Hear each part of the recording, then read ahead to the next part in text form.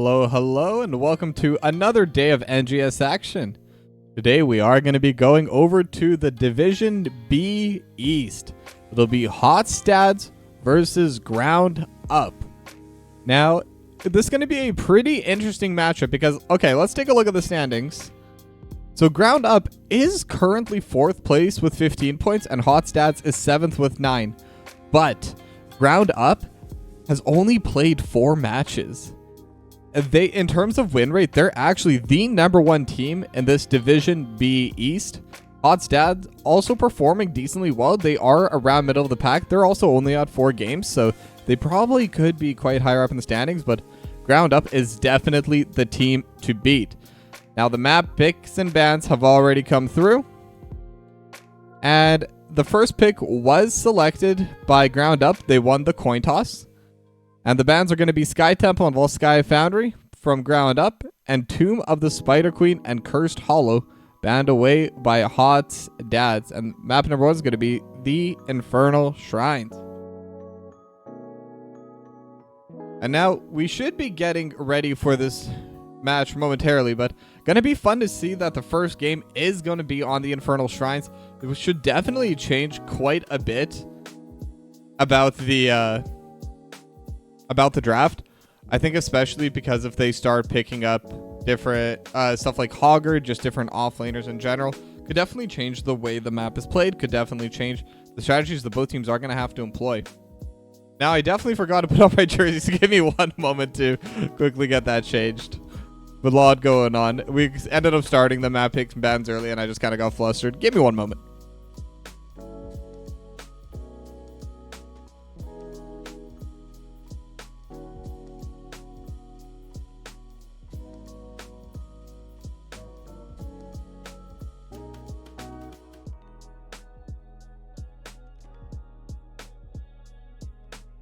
There we go. Yeah, it just feels wrong not being in the jersey, so that's kind of what is going on there. But this, like I said, this is going to be a pretty fun game.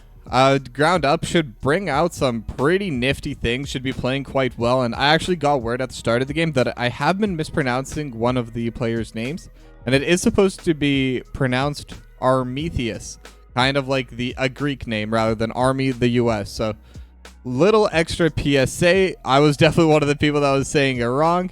And if there are any casters in chat or potentially watching the VOD later on, I'm talking to you from the past. But secondly, it is pronounced Armetheus. But yeah, all of the team members are here, and the ready check is starting right now, so should be getting started momentarily. And I'm really looking forward to this series. I haven't actually cast Division B in almost a week at this point, so it's been a while since I've got to see how things are being played here, how things are being done. And I believe I've only gotten to play maybe 1 game since the new patch.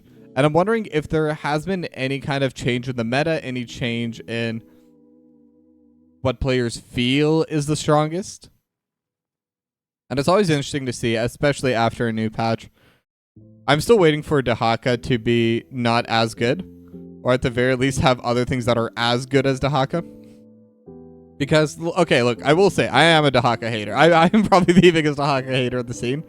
But I think I will be happy if Dahaka is no longer top 3. If Dahaka is just, like, decent or niche, like on big maps is good, I'll be happy. That's all I want. I just want every offlaner to be playable. I want to see some more Vikings. I want to see some more Rexar or Tannis, just anything that isn't meta right now, specifically in the offlane. I feel DPS has a little bit more volatility when it comes to its picks.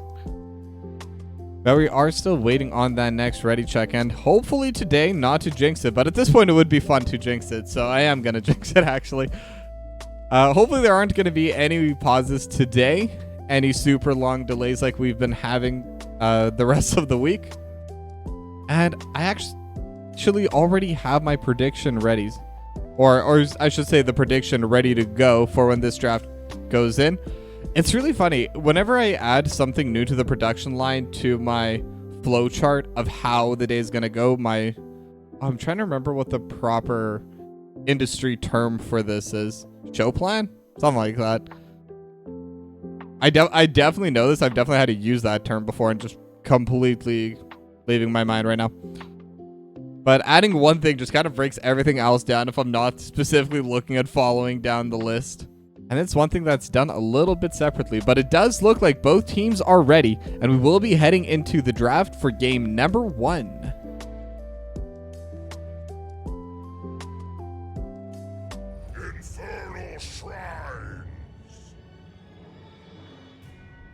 All right, so we are in draft number 1 between Hot's Dads and Ground Up.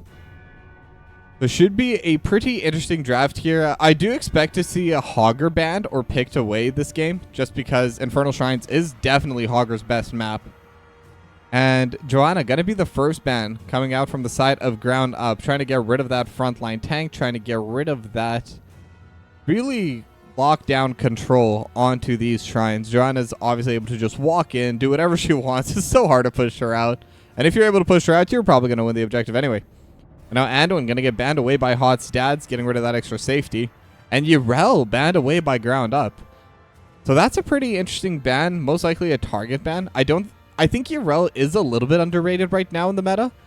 But at the same time, I also don't think Yrel is that strong to be banned away unless it is from a player that's really good on Yrel. But that's always fun. I love seeing those niche picks and bans. As Oriel going to be the final ban from Hot's Dads, and they are targeting out those healers right now. Oriel was hit by the patch just a little bit. I think Oriel's still going to be not even fine, but good. Just not quite as good as she was in that last patch. Only a very slight decrease. I believe she lowers the amount of energy she gets from dealing damage to minions from 50% to 40%. That was the whole change. But D.Va going to be coming in first pick for Armetheus. Should be a pretty fun pick here. Now, I have seen a couple teams try to run it as main tank. I don't expect that'll be happening here, but could be an interesting potential flex. As King is going to lock in the Murden and Godly Noob. We all know him. We all love him. The Dahaka going to be locked in there. Now, they do have their frontline kind of set up. Unless they do want to go for something like a double bruiser, they could end up having more frontline. But they're already set up. And I'm kind of wondering if that's going to change the way this draft is going to go. I think something like Tychus is incredibly value here. Obviously, going to do really well to Murder and Dahaka, but it's also just incredibly powerful on this map at clearing away those skeletons and those waves. As Garrosh going to get locked in for Rano, and Whitemane going to get locked in for Nyx. A lot of healing coming out for Ground Up, and I've tried playing Whitemane. Whitemane is so hard for me. Just the mana management while trying to... Sorry, a literal crane bird just landed right outside my window, and it's staring at me. Okay, it's gone. Sorry, I rarely get distracted like that, but it's a big bird in my defense. As Ragnaros is going to get banned away by Hot's Dads. Yeah, it's gone. And another off-lane pick that's kind of interesting to me, because the D.Va's already locked in. So banning out the Ragnaros means you either think that they're going to go double bruiser or they're going to go tank D.Va. But with Garrosh being frontline, it looks like they are just more worried about that double bruiser potentially having Ragnaros part of the 4-core or D.Va part of the 4-core. Super interesting ban could be done there by Hot's Dads. And now Stukov going to be the final ban coming out of Ground Up. Now Hot's Dads has to kind of show their identity here, their draft identity in these next two picks. Murda and Dahaka showed a little bit. They're definitely going to be trying to go a little bit around the map. And Tychus actually going to get taken away from Ground Up, locked in by Kakarot. And Q-Ball going to lock in the Kael'thas. They're going to have a ton of damage. Now, Tychus is a strong counter to stuff like the Murden and Dahaka. Doesn't do quite as well into Garrosh or D.Va, but is still a very powerful hero. And is still very good on Infernal Shrines, even without that extra minigun max % HP. But Leoric locked in for your majesty, and that's someone who Tychus absolutely does shred. Now again, still worth playing. I think Leoric isn't picked for the tankiness, but is picked for the engage, for the clear that Leoric's able to bring out. As the final pick going to be Raynor for Fangs. Now Hot's Dads left their 10th pick, and it is almost definitely going to be the healer, unless they're doing a no healing comp. Which would surprise me, but I doubt that is the case. And there's a couple of interesting options. They could go for the Kerosene. if they play that, because there is that triple front line. But no, it's just going to be the Rhaegar, some pretty standard heals coming out. And that will be the draft concluded. Both teams should have a pretty decent composition. My only concern right now is ground up. They do lack a little bit of that DPS. I think Raynor is solid as a regular DPS, but they don't have any of that extra oomph. They don't have any of that extra burst. And I think it may be hard to try and pick someone off, especially members like Dahaka or Murden. Well, with that, the draft is done. And let's get going to game number 1.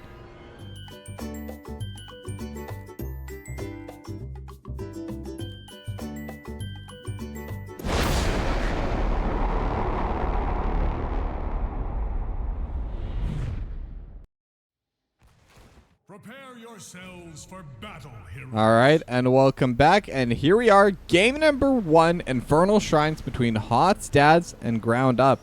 Now, Ground Up, I didn't mention it before since I was rushing a little bit at the start. We had everyone in lobby before I even started this cast, so I was a little bit nervous about that. But they're at 15 points with 3 dominations and 1 2-1 victory. They haven't lost a single series so far. They've only lost 1 map in 4 series. And that's why, despite being 4th place, I do think they're very highly in the running for being the #1 team for Div B East. Now, Hot's Dads, by no means, they're no slouches. They should be able to bring a pretty competitive match here as both sides start grouping towards the mid lane. And now the drag not going to land. Godly Noob just going to walk right into the brush. We'll be able to get that initial spot as the Stormhammer is thrown onto Rana. Rana looking for the Groundbreaker, not going to be able to toss anyone back. The stasis has already been burned. Dash from Kakarot as well. But they do have the first move for Ground Up. They've managed to shove the wave in first. Your Majesty going to match Godly Noob up on that top side. And those are going to be the 2 main offlaners. Now I'm wondering if they're going to try something like 1-1-3 from Ground Up, or if Armethius is just going to be grouping up with the team.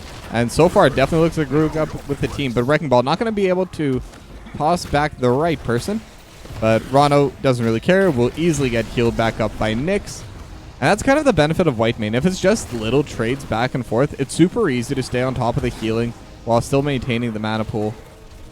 But they're definitely moving around in pretty interesting ways as Rano is trying to prevent them from taking the siege camp. Is going to be able to delay just a little bit of time as they do have the push over in the mid lane. Now Rano going to throw Cue Ball into the back line.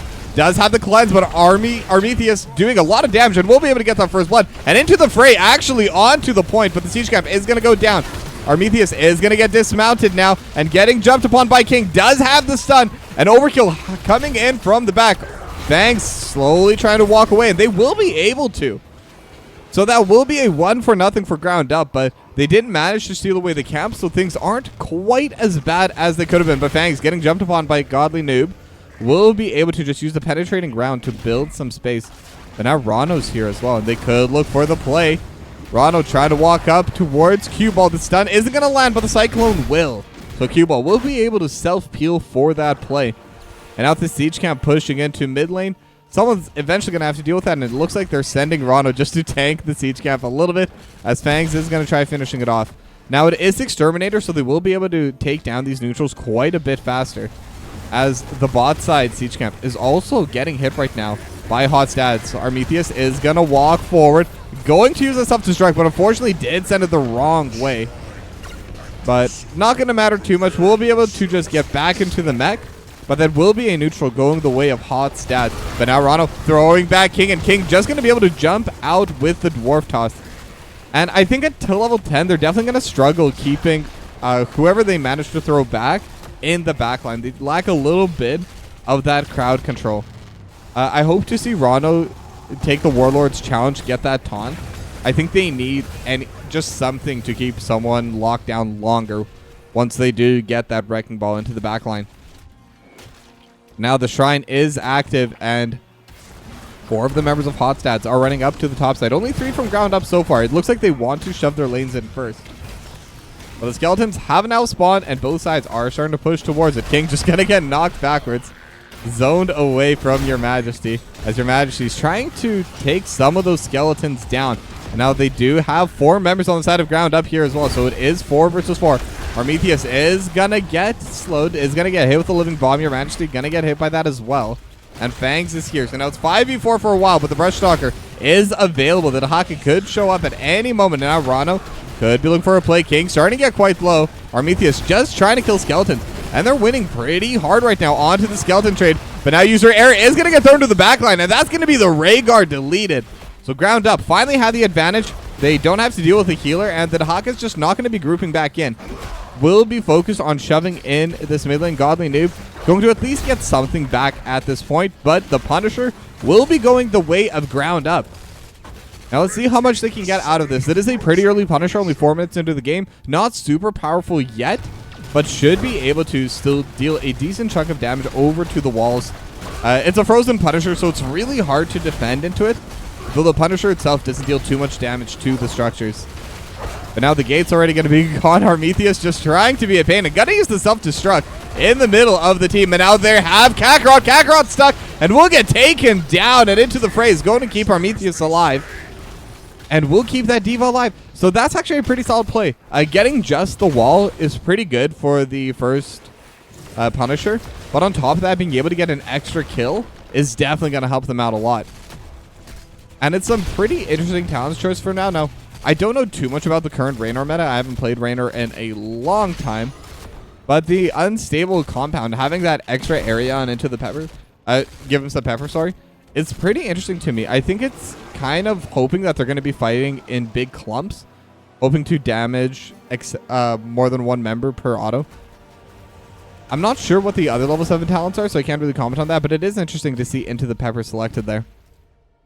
As Adrenaline Rush cooldown is going to be reduced. Obviously, super powerful talent there as well. Probably the main DPS tool coming out of that Raynor. But now King is jumping in. Armethea is going to be trading back. And now they have the stun. They have the living bomb as well. But King is going to get thrown to the backline. And it is pretty low. Do they have the DPS? But no, the Dwarf Toss will come out just in time. But your Majesty trying to come back. But the Cyclone will land on it too. Flame Strike to deal extra damage over top. And they will have to back away. And actually, the HP advantage kind of favoring Hot's dads in that trade, but Ground Up will still be able to maintain the area control. Now a little bit of trading happening in the mid lane as well. Cue Ball just fighting with your Majesty, but with a drained hope, your Majesty will be okay. Was pretty low, but managed to just kind of heal back up from it, as both sides have their level 10s now. Now they have the Hyperion, Entomb, Micro Missiles. Okay, so it is going to be the DPS. Talent coming out from Armethius. Not going to be the Bunny Hop. As King gonna get their hope drained by your Majesty. As Ronald looking at the backline, and they're able to drop the Haymaker into Armethius. But with the self-destruct and with the Into the Fray, King's actually in a really bad spot and will get taken out quite low. Ancestral Healing will come down in time. And now the Phoenix is dealing a lot of damage. Godly Noob able to land the drag onto Fangs. And now the Crimson Aegis is coming through. Fangs is still just trying to survive. The Micro Missiles coming out over top. And somehow, during that exchange, no one goes down. Just a lot of heroics used. And that's really the end of that play. Now, for the level 10, it is going to be the Decimate, so it's going to be the extra slow. It is going to be the extra healing. I believe that. No, that one doesn't heal. Coming out from Rano's Garrosh. But most interesting is that the Odin was never used during that fight, was held on. I don't know if that would have made a difference, because whenever you're using Odin, you're not dealing damage while Odin is coming down. So sometimes it is a little bit difficult if you expect it's going to be a short fight. Sometimes best to just run them down with the overkill. Now a bit of trading going to be happening back and forth as Armethius going to use those Micro Missiles just to poke down the wall a little bit. It's a pretty short cooldown, does have charges, but it's something that can kind of be used liberally, as the Haymaker is going to be throw them back, but Into the Fray will keep Armethius alive for now, as the Micro Missiles once again just going to get thrown back out, and we'll be able to get healed by Nyx, but there is some trading happening over the top, so your Majesty getting burst down by Kakarot, and with the Rage Walk will back up, but the Isolate is going to have more than enough damage. Now Fangs is getting caught out a little bit, does get cleansed, and Crimson Aegis, but the drag comes back, and Fangs still in the middle of everyone, able to just back away, going to dodge the Stormhammer, but now the fight's on the other side. Armethius going to get quite low with the Living Bomb, but will be right back into the fight. But Hot's dads, they've taken control of this zone, they've taken control of this shrine. Now can they hold on to it and will they be able to finish it off? Because right now they have respawned. Your Majesty is here, ready for the fight.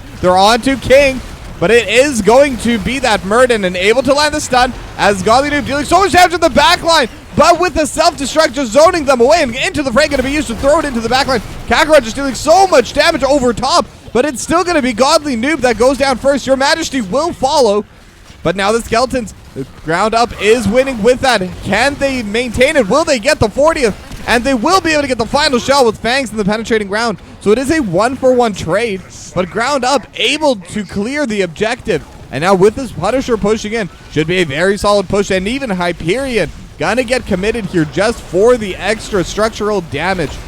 Now they've already taken down the wall. How much more can they get? They're looking for the fourth. Their Punisher is still quite healthy, and it is the Arcane Punisher.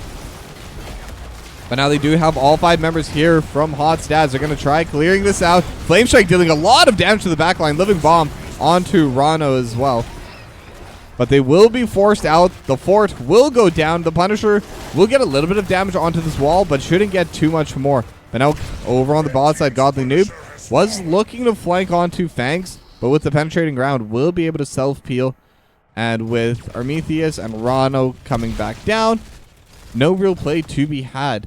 And Your Majesty also getting a pretty free push on the top side. This is a pretty solid wave, and no one's here from Hot Stats to answer it.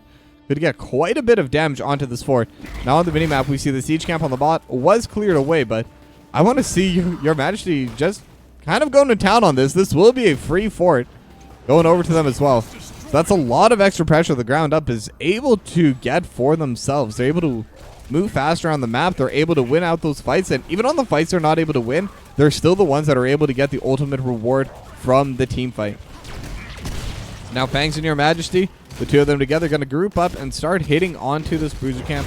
Going to try clearing that away for themselves.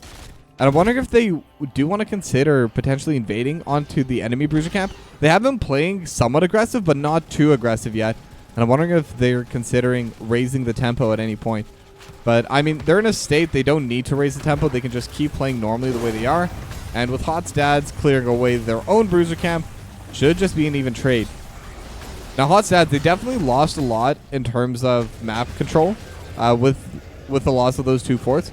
But they're not super far behind when it comes to levels. Just a tiny gap, and that's such a small gap that literally just pushing waves back and forth will eventually even it out. But now ground up, they're pressuring over to this bot side once again. Hyperion gotta get committed, and they definitely want to take down this fort. Now King trying to frontline, trying to tank a little bit of the damage. The self-destruct is coming through. Rano looking for the play, not going to be able to land it, but they will be able to take down the fort. And this defense is just doing so much pressure, but now Godly Noob is in the backside. Your Majesty threw out the entomb, but they have the pullback, and they have the stun, and it will be the Haymaker with the isolate. Just everything onto that white main will get taken down. Fangs also getting zoned away, so it's just going to be Armetheus. The only DPS in the front will get dismounted, and now King trying to jump in, but with the Into the Fray will be safe, but Rano may likely get traded back out. Flamestrike going to land. Stormhammer going to land as well, and it's going to be the 2-for-0 in favor of Hot Stats. And now they're going to commandeer Odin. They're going to start pushing in. They know that this is their time to try and even out these structures. And now they have the Cyclone. They have quite a bit of damage already going on to Your Majesty. Wraithwalk just going to get used for the debuff. And again, just DPSing happening over the top. And now King trying to push them back. And with the Haymaker, Your Majesty's back in the backline. Will get taken out quite low. Has to leave the Wraithwalk and will get finished off as it's another pick in favor of Hot Stats. And now they're looking for more. They have Armetheus. Armetheus is going to get dismounted. Now King going in. They have the stun, but the healing is coming through now. And Fangs is here for the DPS as well. Stormhammer going to stop the play. And now they're not able to take down the fort, but they've definitely helped even out this game in their favor. They're still down quite a bit of structures, but they have almost a full level lead to their name. And Godly Noob also getting a decent amount of damage on the structures over in this top side. Going to be able to finish off the top lane wall. And with the Shrine being active in the bot side, ground up will hesitate to bring someone up top. So Godly Noob should have some free time with that structure. But however, the theme so far has been that ground up has been able to take control of these shrines, and they're able to hold on to it. Last time they were able to get the drag onto Nyx. I don't know if they'll be able to this time. But now they have the Flame Strike. Gonna deal a decent amount of damage to Armetheus. But now Rano looking for the flank. But no, just going to be pulling them away. And they're already at 25 skeletons. If they want to go on the side of Hot's dads, they need to go now. As Armenius is in the front, taking a lot of damage, but with the self-destruct, just going to be used for zoning, and that's going to be everything. The Mortar Punisher will be spawned in, and we do have a pause. We did it! 8 days in a row, yeah! I think that's just going to be the theme. Every single game, I'm just going to go more and more crazy. Whenever there is a pause, it is hardware issues today. Sorry, someone on the side of ground up pause said hardware issues, and user error immediately says we accept your forfeit. But both teams are going to be ready. Just going to be a short little pause, and we are back into the game. That was a ceremonial pause, just because we've had so many on the TokuB stream. We needed to make sure to have one more coming in. But now the Mortar Punisher is going to be pushing out over to this bot side. And this Punisher should deal quite a bit of damage. Now, Godly Noob is still pushing out the top side and not hearthing back. So this is something they're going to have to defend on their own. But the push composition right now from ground up is pretty strong. And now King going to get jumped upon. Odin has been used in the back line. But again, this Punisher is just so healthy. Hyperion deals so much damage to structures as well. They should be able to clear this out.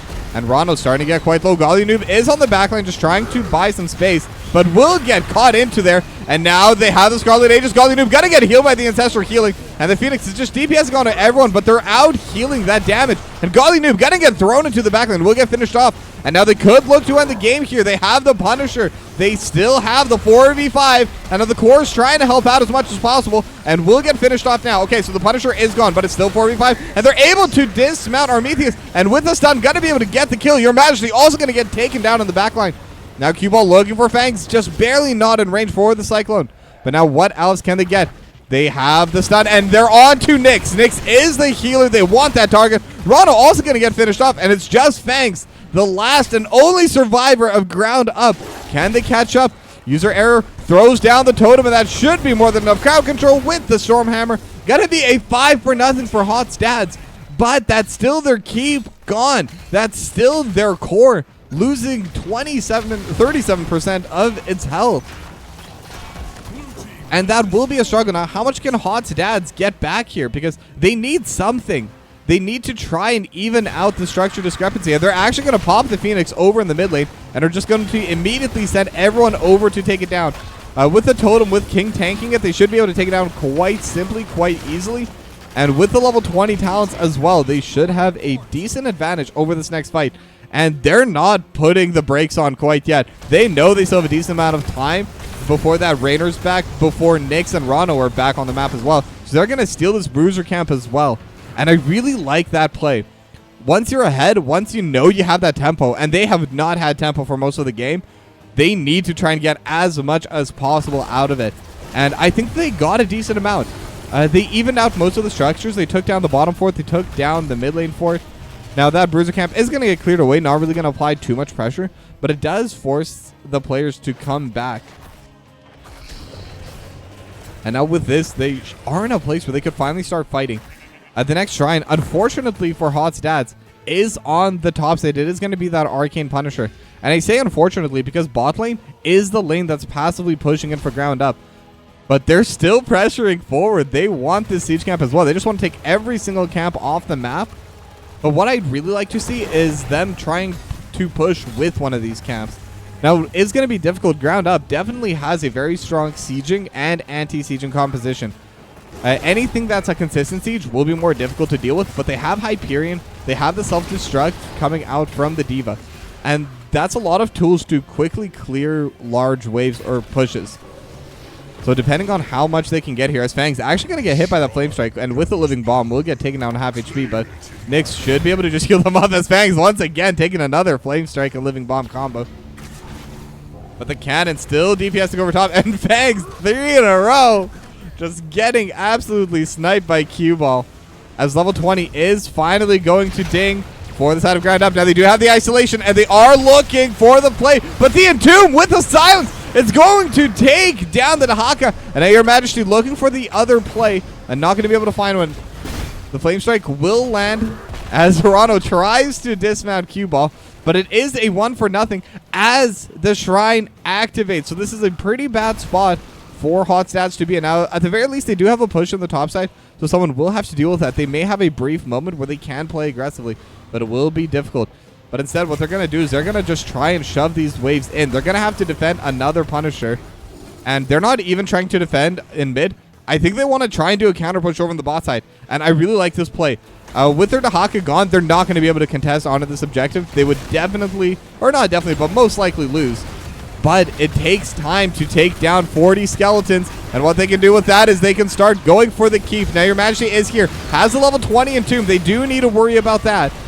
And that could be a potential play starting forward. Now they do have 4 members. The Entomb is coming through, and it is going to be on the Tychus. Now Kakarot able to dodge away. Gonna be in mini form right now. Big red button dealing quite a bit of damage to Rano. Rano starting to get quite low. Is healing back up and will get healed by Nyx.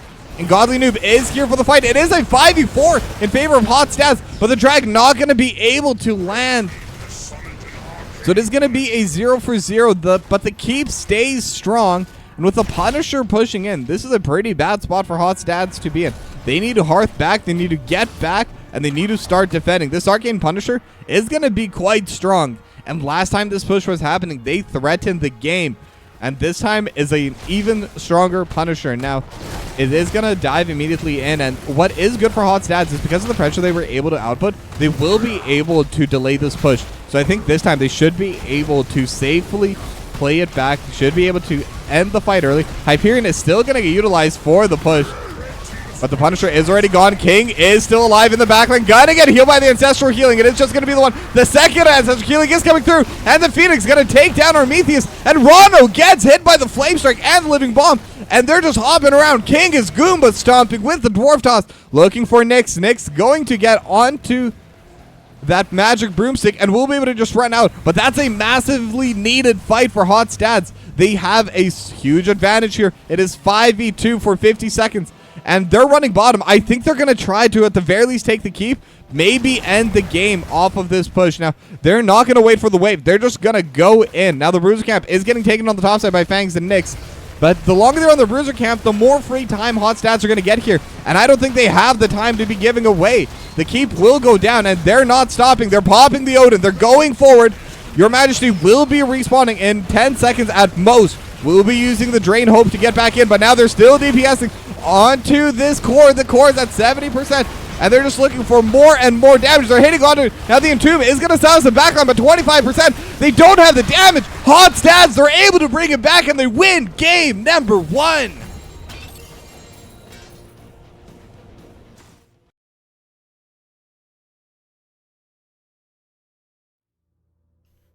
And that was a pretty back and forth fight I've ever seen one. Ground up, they had the advantage for most of the game, but they were slightly losing in those fights, just constantly able to outplay the macro to take those Punishers. But Hot Stats, in the end, they found the fight they needed, and in fact, they found 2 fights they needed in a row to bring back the game. First, they got their forts. Second, they got the game. They were able to bring it all the way down. They finished off the keep, and they were able to finish off the core. But, I mean, the way this game went, either of those teams could have ended up winning. Now, hopefully, game number 2 is going to be just as close, and my usual caster bias, and hopefully after that, we'll have a game number 3. But don't go anywhere. We're going to go to a short break. See you in a bit.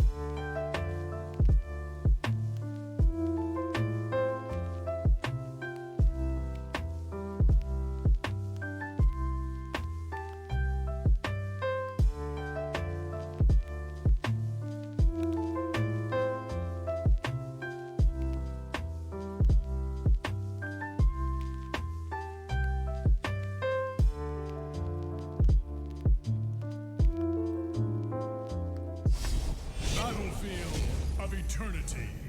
Hello, hello, and welcome back to game number 2 between Hot Stats and Ground Up. Now, it is going to be Battlefield of Eternity as map number 2, and Battlefield of Eternity, one of my favorites. I mean, my two favorite maps, Battlefield of Eternity and Braxis Holdout. Anything with bees, that's why the name is Toki B. It isn't, but it is now, I guess. But the draft is going to be commencing, and both these sides are definitely going to start looking towards potential racing heroes, someone who can absolutely take down the Immortals super quickly. So stuff like Vala, Li Ming, and actually Raynor, also really powerful here against the Immortals, especially with that level 1 Exterminator talent, has a lot of DPS. Now the bans are already coming out. Urel and Joanna for Ground Up, and Anduin and Urel are going to be the bans for Hot Stats. So it is just going to be the same bans as we had in game number 1, which does show that, once again, they're more respect bans or meta bans rather than they are map bans, so to speak. They're not banning out heroes that they think are going to be more powerful on specific maps. They're just banning away heroes they don't want to see in any situation on the enemy team. But now Ronald gonna first pick the Muradin for themselves. Not going to be leaving it up open for... for King. But that does leave Vala and Blaze open for Kakarot and Godly Noob. Now, Godly Noob was the offlaner, and most likely it is going to be that off-lane Blaze once again. As Vala, super good at racing on this map once that level 7 hits, and that's typically after the first Immortal. So the first Immortal is going to be a bit slower for Kakarot and for the side of Hot Stats. But once that level 7 hits, they will be able to clear it very quickly. But speaking of racing heroes, Fangs and Armetheus going to lock in the Zul'jin and the Jaina. Now, Zul'jin definitely doesn't scale as well as before, but in the early game can definitely pressure out onto these Immortals.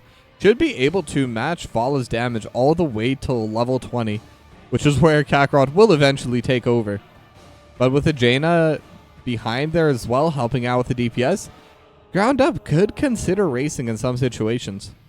Now the white main gonna get banned away. They don't want to see that on Nyx again. The Crimson Aegises coming out with so much clutch healing and armor made a lot of those teamfights very difficult to navigate for Hot Stats, though they did manage to come out on top in the end.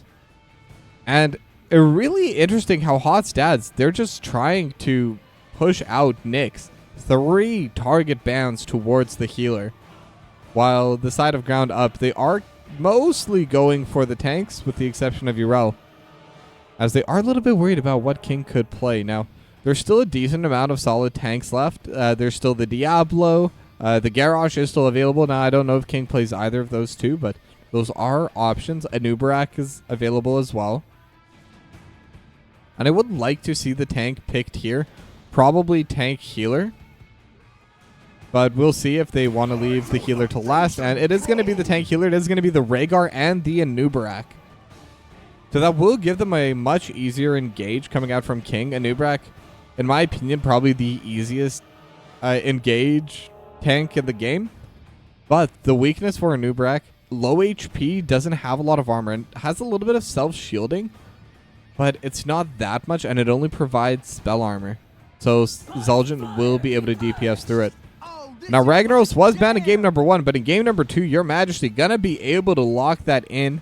And they can ban away 3 healers, but the Lucio is still up and available for Nyx. Now, Lucio's pretty hard to pilot, but in the right hands, this is an incredibly powerful healer. I believe did get a slight nerf this patch as well. So this will actually be the first Lucio I'm seeing since the last patch. So I'll be honest, I'm not even sure if it was a full nerf. There were so many changes. Hard to tell what got improved, what got worse. But the final pick gonna be the Grey Main for Cue Ball. I want to see more Grey Main. I think Grey Main with that extra 5 armor at level 1 is actually so huge. I really want to see more and more of that getting locked in. But now the drafts are complete. The 2 teams, they're ready to go. They're ready to fight. I totally forgot my predictions. Let me just quickly do that once again. It'll be a shorter period, but get him in as we head into game number 2.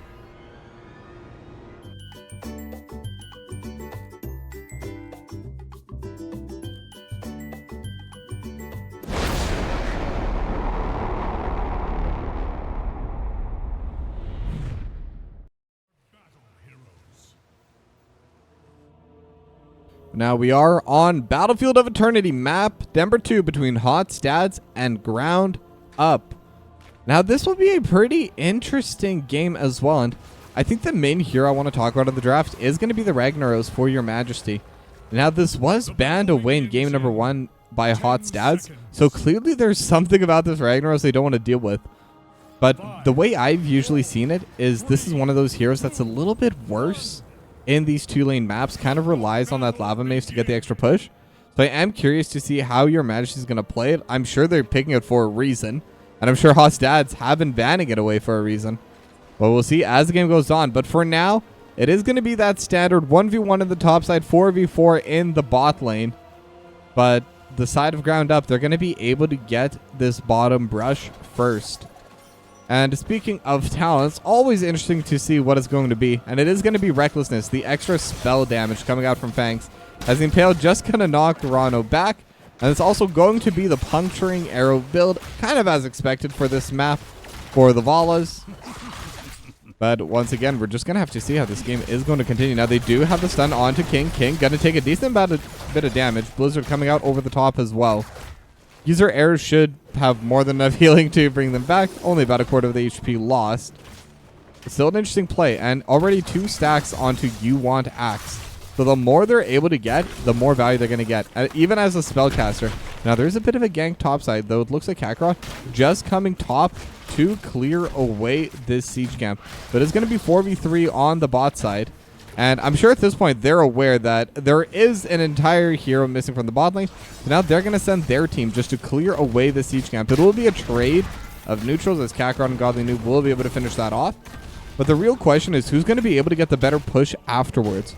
Because right now it definitely seems like Ground Up, they're in a good spot. They already have the wave pushed in and they have the stun on a King as well. Will be able to heal back up and actually has the 65 armor. So it did go the Nerubian armor for that level 1 talent. And I think that makes sense because Zul'jin is more of a caster now than an auto attack DPS. And with both of the DPSs kind of relying on that spell cast, gonna be pretty value this game. Now King able to land the Impale on it too, but with it being 3v4, it is hard to push in. The Burrow Charge is just gonna get used defensively. Now meanwhile on the top side, they're able to actually get first blood.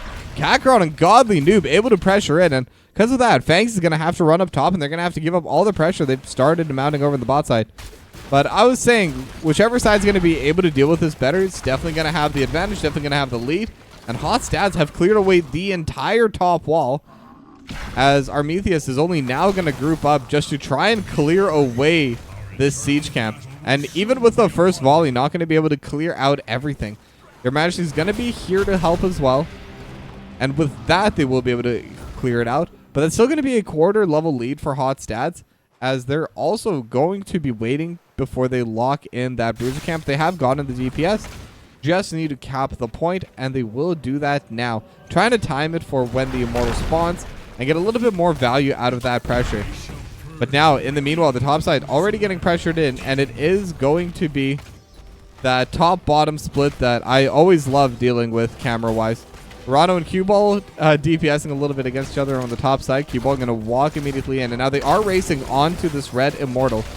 And Rano's trying to get in the way and actually doing a decent job so far. Able to land the Stormhammer onto Kakarot. And Nick's also just dealing just a little bit of poke damage, as all 5 members are on this. And now Godly Noob use a Jet Propulsion, not able to land anything. And it is going to be halftime. Pretty close. Only a difference of like 400 health. And now it is going to be the DPS spawn, as both sides just need to start playing onto it. Rano is going to jump away. And right now the lead is definitely favoring towards Ground Up. It's going to be close, though. Who's going to end up getting it? And it will be Hot Stats with 400 HP able to take this Immortal. No team fight happened, and that's pretty scary for Ground Up. That's before the Vala level 7, where that Hungering Arrow deals a bonus 150% damage, 2.5 times more onto these Immortals. Now it is going to be a push over on the bot side, but they are setting 2 members top, so Kakarot and Godly Noob still going to be pressuring it over on the top side. But now they're looking over the bot side as well. King going to get dismounted, going to lose the shield. And Your Majesty uses that passive, going to get back into this fort just to help clear out these waves, just to help clear out this Immortal. And this Immortal actually not doing too much, but Armetheus Gonna get dove upon by Kakarot and Godly Noob.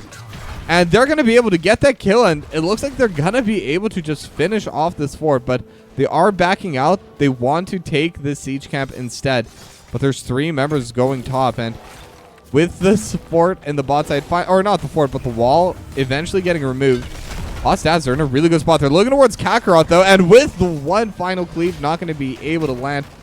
The twin cleave just barely out of range. The vault perfectly dodging out on that ability. But Hot Stats, they're playing really fast. They're playing really aggressive.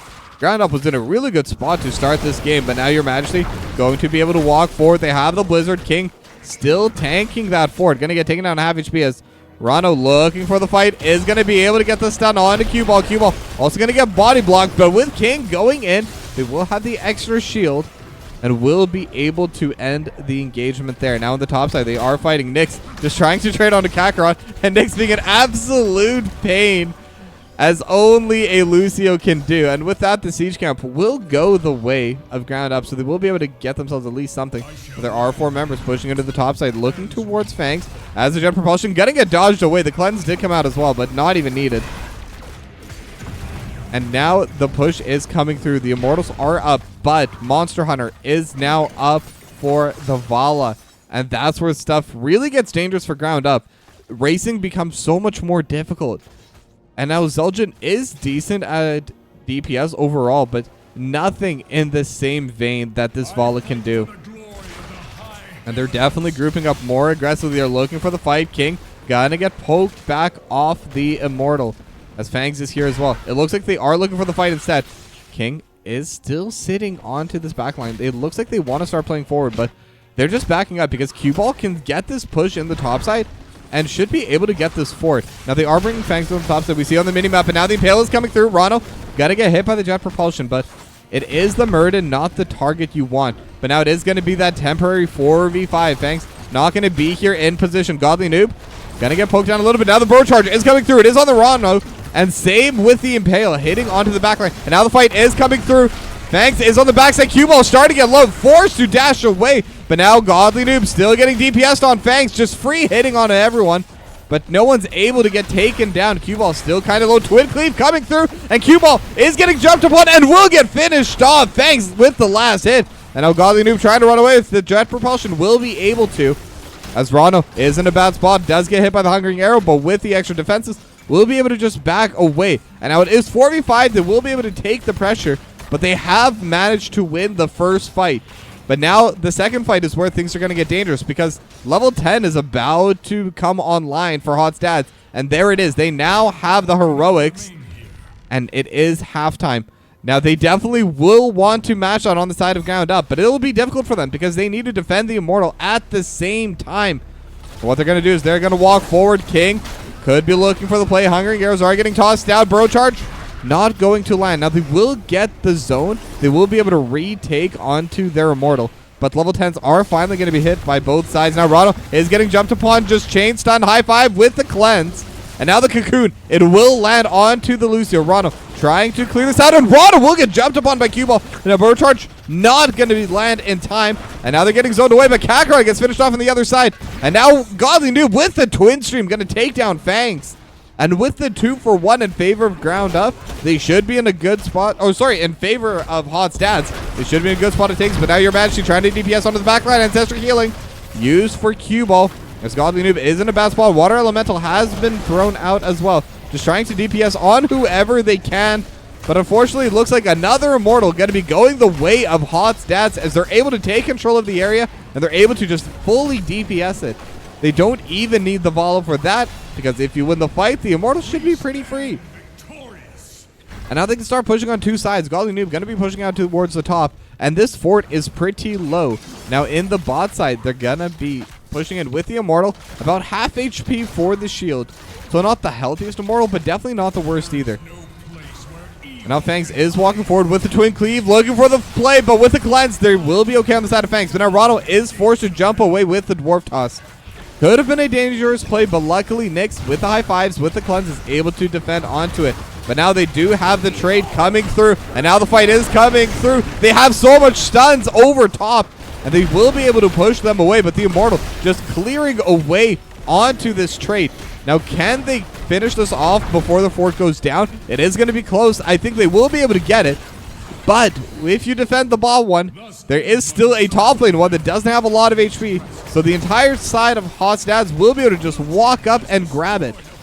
So they've taken down the wall. They still got decent damage onto this fort too. So they got good value out of the Immortal. They got themselves the structure. And they're slowly but surely growing their lead. And it's going to get worse and harder for ground up. Once you start losing these structures, you're on a much, much tighter timeline to win those fights. And now taking a look at the stacks really quickly, it is going to be 17 stacks is Godly Noob. Actually getting jumped upon, getting taken on quite low. Bunker forced out.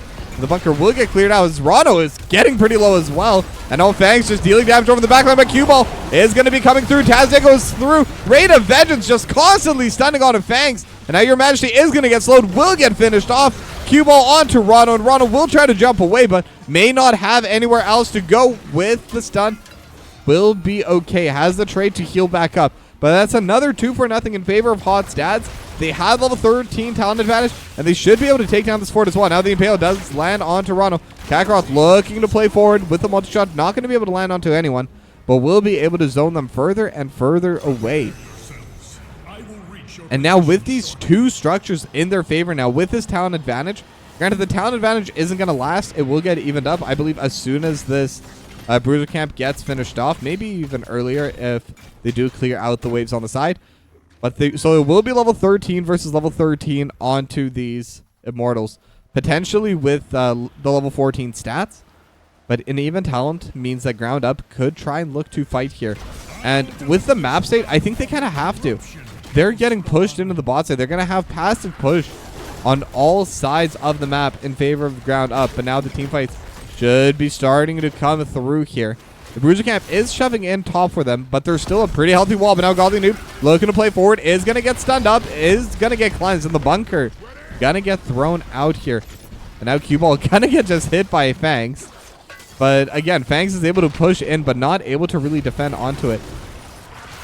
And now the Impale does land on it too, but so does the Stormhammer. The Water Elemental just going to get used for zoning. But they're not dealing damage to the enemy Immortal during this. Godly Noob does go in for the high five, used immediately, and they're all starting to get pretty low. Fangs just dealing damage over to Q-Ball in the backline. Meanwhile, the Cocoon is onto the JNR. Metheus is in a bad spot, will get jumped upon, but is getting healed, is getting blocked, but King is not. But they're able to trade it back onto Q-Ball, and now User Error trying to run away and is getting hit by the Meteor, by the Meatball.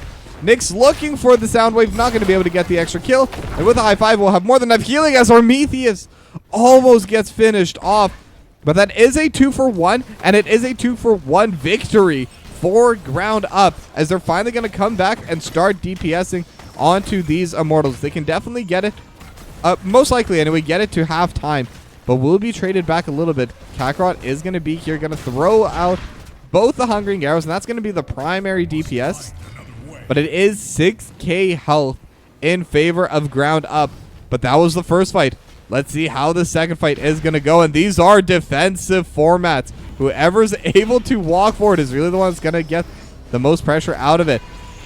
And now Fangs still doesn't have the double tune cleave at 24 out of 50 stacks. 24 stacks on a puncturing arrow, 9 stacks onto the elixir. And it is going to be the cocktail build, interestingly enough, at least partially. And it is the go for the throat. So they're going to have that massive execute come again. I haven't really had a chance to talk about it because we've been fighting non-stop. And won't have time to continue talking about it because the next fight is starting. Rano does look forward. Q-Ball starting to get quite low. Will get cleansed out.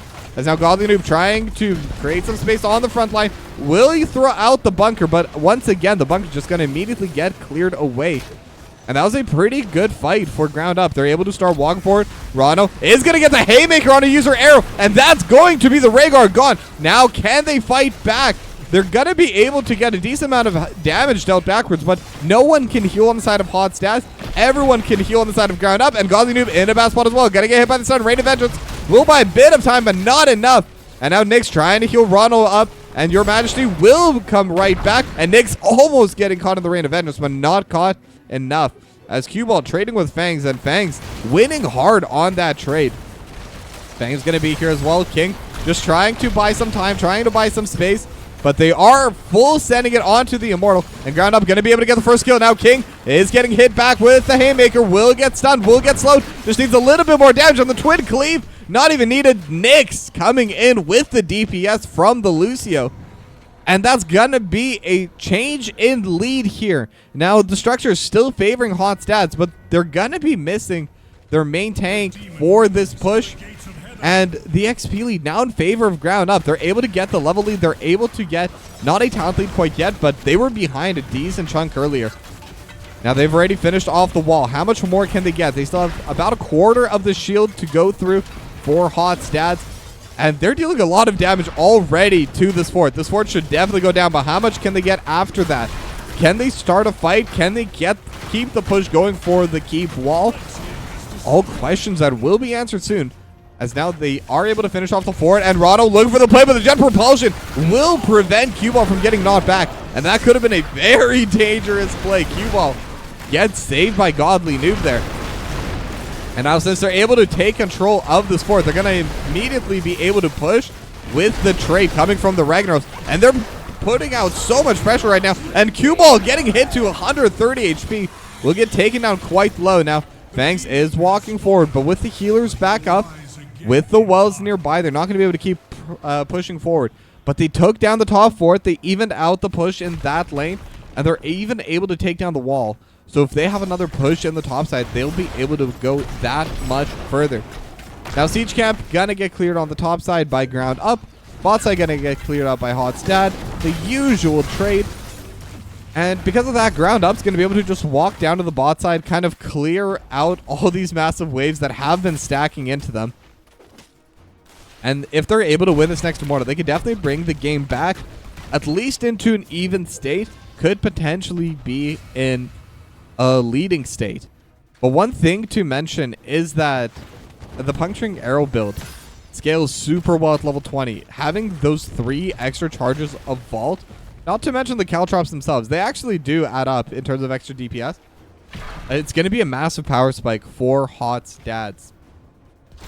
Now Ground Up, they're still doing quite well. They still have a lot of stacks that they can get for Yuan Axe, and Frostbite is going to be getting there soon too, which will add quite a bit of safety to Armetheus. But now the cleanse is going to come through. Same with the bunker, as Godly Noob still trying to play forward. And now will get stunned. Rano just trying to DPS, but will get stunned. Will get finished off by Kakarot. And now the fight happening over to the backside. They do have the cocoon. It is going to be in a bad spot. Nyx also getting jumped upon, but with the high fives will be able to get back.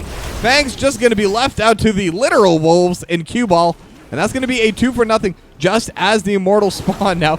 The Water Elemental actually taking user error down to half HP. And now they're pushing forward. They don't want the Immortal. They want to go straight for this bot lane. Blizzard going to be able to clear quite a bit of space.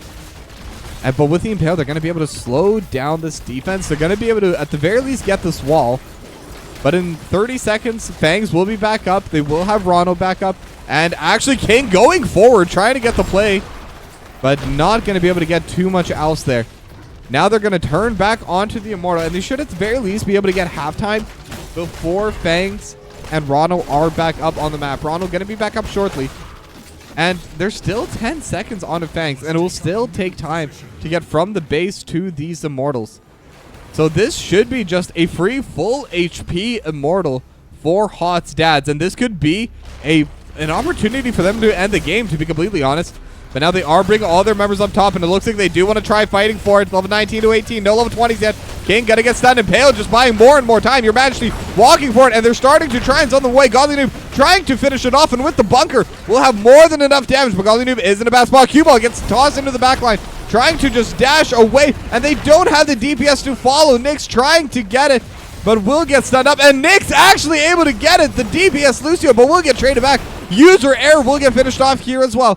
And Godly Noob is getting jumped upon by Rano, but the rest of the team is backing up. They need to start clearing away onto this Immortal. This Immortal is so strong. It's high HP, high shield. Your Majesty immediately going to get set up to clear it away. But they have a very strong team to DPS. And with no push coming out of Hot Stats yet, they will have the time to just DPS onto it. But they are pressuring over in the bot side. They have the wave pushed in.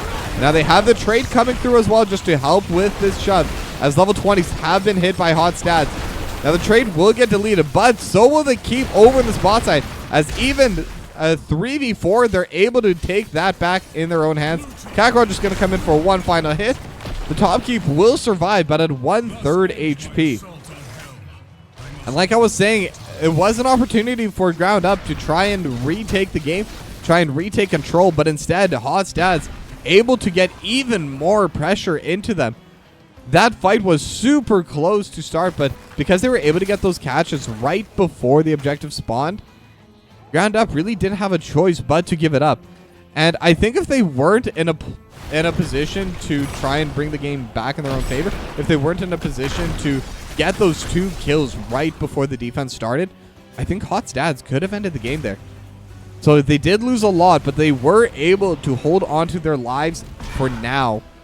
But again, the pushes are still going to be happening. Now topside will be even. Ground Up will be able to have the neutral push lane in there, since it is just the fort's gone. Their keep still stands strong. Same with Hot Stats. But their bot lane, they don't have a keep, and they haven't taken the fort. They've barely even damaged the fort from the side of Hot Stats. And that's really where it's going to get dangerous, trying to hold on to it. But now both sides just going to be clearing away all these neutral camps. Bruiser camp going to get finished off by Ground Up. And the second Bruiser camp going to get finished off by Hot Stats. Now it's 20 seconds, or 25, until the Immortals spawn. And this will be a little bit of time for Amethyst to come to the bot lane and just try and clear everything away. But now they're fighting instead. King looking to go forward with a bro charge. Wiz going to get stunned up. And now Golly Noob, they're just going in once again with the bro charge. Verano has more than enough distance to just jump away. And now the Immortals are going to be spawning. And it will be the first fight. It is going to be the aggressive spawn coming forward. Now Your Majesty is getting hit over to the backline, and they are going aggressive. They have the extra stuns. Your Majesty trying to deal damage on a cue ball, and cue ball will get healed, will have the ancestral killing. Now Rano is in a bad spot, has that half HP. Armethius is going to get removed from there, and now the cleanse coming on a cue ball. Rano almost taken down, but will get healed, will get cleansed with the high five. Now Godly Noob trying to walk forward, not able to run back for a little bit. Is going to get slowly but surely poked down. And now they do have some time with the Immortal if they want to, but someone needs to go back and deal with this Bruiser camp pushing into the bot lane. This will eventually get onto their core. And because the fight, it was in favor of Ground Up, but they weren't able to win onto the fight. Now Kakarot is getting jumped onto the backside. Ronald has the stun. They just need a little bit more damage. Haymaker knocks him down to 200 HP, but able to just walk away. King, so much spell armor, hit with a twin cleave, but with the final little snipes, Ground Up will finally get their first kill of the fight, but the Immortal is already, or sorry, not the Immortal, the core is already getting damaged by the Bruiser camp. Already at 90%. They have sent the Ragnaros back, so it is 4v4 here. And they have sent Fangs to deal with the Immortal at the same time. Now, they will be able to defend, they will be able to clear it away, but they will take 25% health onto their Immortal permanently. And now Nyx getting jumped upon. Nyx could be in a bad spot with the high five, able to back away, but now the team is here. Armethius going to go into the ice block, but gets jumped by Q-Ball. So it is going to get traded. And now it's 4v4 on the map. Ronald starting to get quite low as well. Nyx trying to keep them healed up, and we'll be able to, but Godly Noob in a bad spot will get finished up by the twin cleave. And now Q-Ball also quite low, but Ronald doesn't have the HP to walk forward. Same with Fangs. And Taz Dingo actually going to get popped as they are looking to just clear out this Immortal. I don't know if they'll have enough damage. Fangs is going to heal back up. Ronald just trying to buy some time in the backline, but this might have been a bit too much. They're looking for a bit too much. And Hot Stats, they're going to start punishing Your Majesty, walking forward, able to deal a ton of damage to Kakarot, but Kakarot will survive. Cubo will also get taken down low, but also will survive. And all 5 members are gone. The Immortal doesn't matter anymore. They could look to end the game as Kakarot gets killed by the minions. And that actually changes things. They can no longer end the game with that. Sorry about that. But now they do have to come back. They have to take on to this Immortal. They will be able to take a user, or sorry, not user error, Q-Ball. We'll have more than enough DPS for this. But again, a moment of safety for Ground Up. They will have time to defend.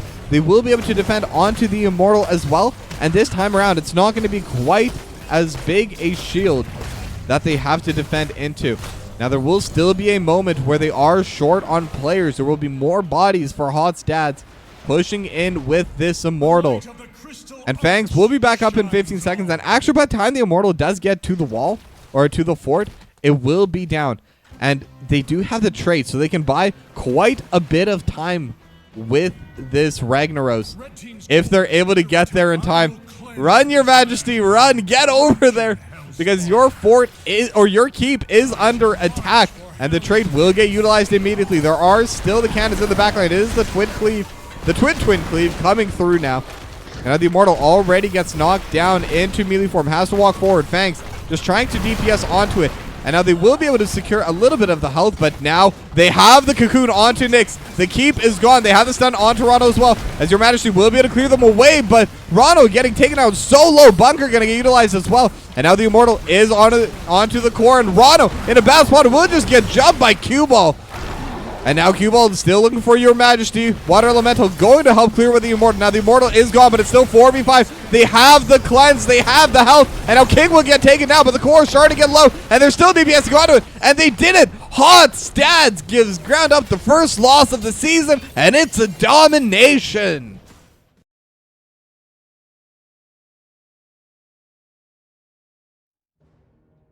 An absolutely powerful statement from Hot's Dads today. They took down the team that had the highest win rate in Division B East. Emphasis on had, because Hot's Dads looked really good today. I mean, Ground Up, they were a solid team. They have been performing super well. But Hot's Dads just looked really, really good today. Now I'm going to quickly move over, and hopefully we can get an interview sorted shortly. Give me one moment to try finding that out.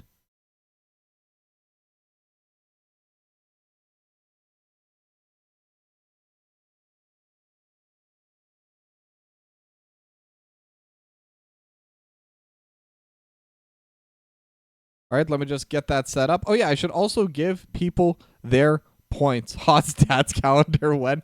Yeah, we need to get that sorted out. Maybe that can be the next viewer reward coming out here.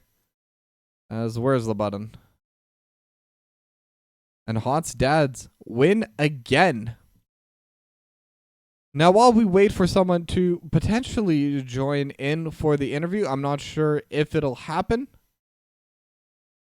But if not, we'll remind people that I am slowly but surely doing a giveaway.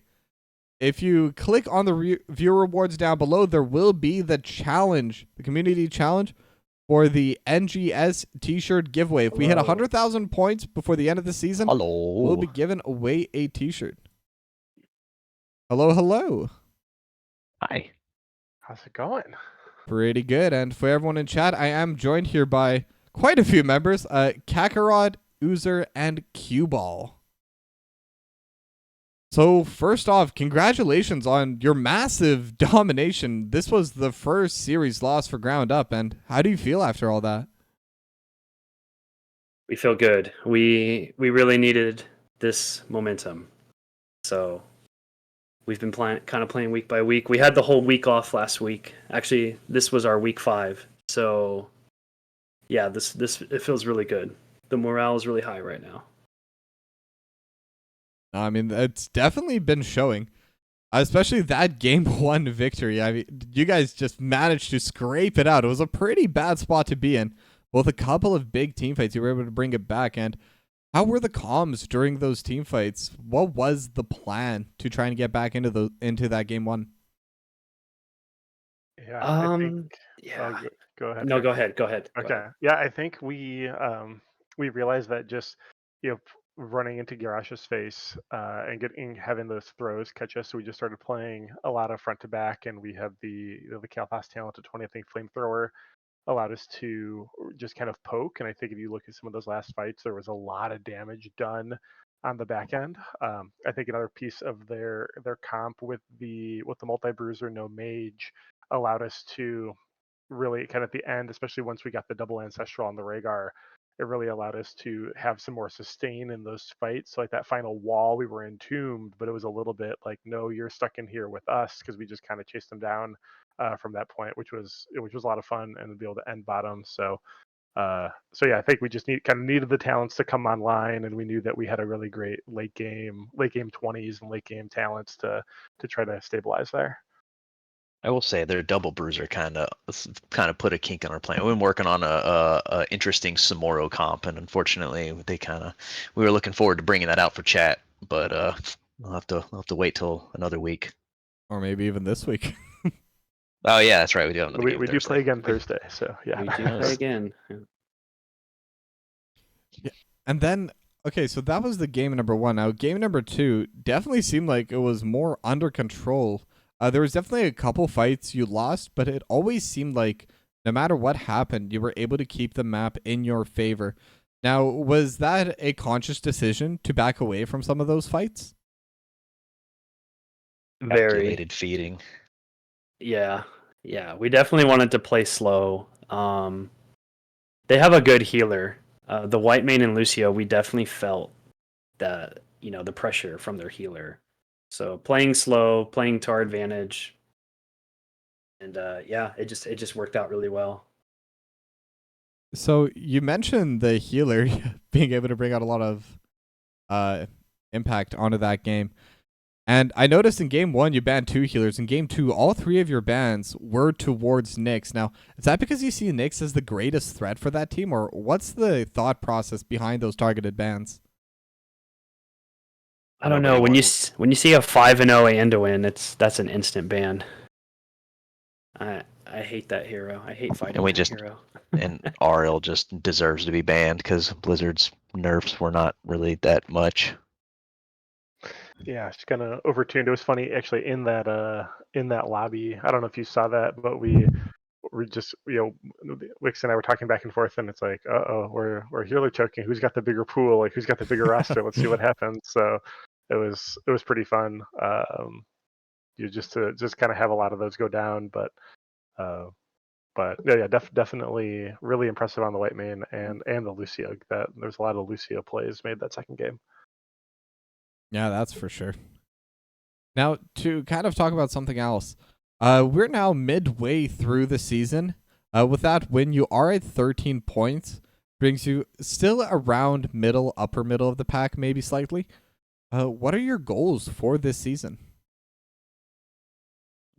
Keep improving. We're not getting too I guess worried about it, because last season we weren't. I mean, we didn't have we started off kind of rough and then we got okay, but every playoff game we're really considered the underdog.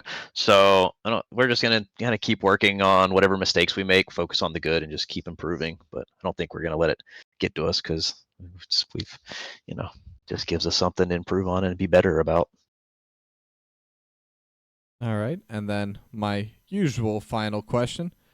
Is there anything you'd like to say to your fans out there? Any shout outs you'd like to give? Yeah, shout outs to the 3 archer minions. They did well killing me. Shout out to our sister team, Hots Tua, and thanks for casting.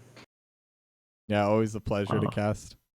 And if Blizzard's listening, free Wiggity, and chat, give here Prime subs. Don't let Bezos run away with your money. You heard it here first, folks. But either way, congratulations again on your dominations, and thank you for coming for this interview. Yeah, appreciate you having us, man. Have a good one. Good night. All right, and with that, we are done for the day. Now, I will be back tomorrow with at least one series. One series is guaranteed. I may try to pick up a double cast if it works out that way, depending on how long the first game is going to be. But no matter what, you will see me tomorrow with the 5:30 Pacific Rodney's Imaginary Friends versus Inting for Globes. Going to be a pretty fun one, if I do say so myself. I'm looking forward to the match a lot. But then Wednesday, I will be taking the day off. I think I've been casting almost 15 days straight, whenever there is a cast anyway. So I'm taking the day off, gonna go hang out with my friends, gonna have some wings. It'll be a great night. But either way, thanks for coming, and I hope to see you all tomorrow. Have a good night.